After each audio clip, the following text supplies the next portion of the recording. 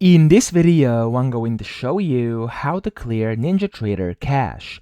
Now to do this, first you want to shut down NinjaTrader completely on your computer. So if you currently have it open like me, you want to close it by clicking on this X button top right, saving it if you want to. I'm actually going to close like this, and there we go, the first step is done. Then you want to open up the Windows File Explorer, okay? Usually you can find it down here or press Windows and E on your keyboard, and it's going to open up your File Explorer, which is going to look just like this.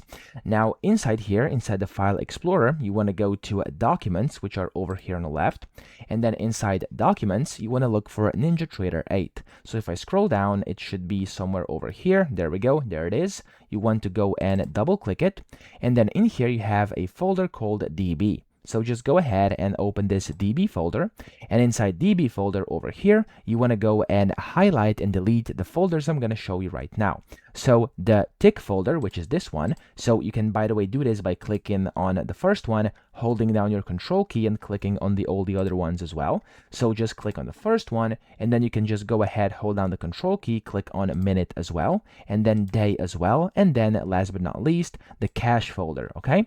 Now, what's very important over here is to not delete or move any other folders in this location, okay? So make sure you only have these. Yet again, let's go over them. Tick, minute, day, and then cache, okay? So these folders, then click on delete button up top, and they're going to be deleted. And then what you have to do is basically just restart NinjaTrader and connect to your data provider.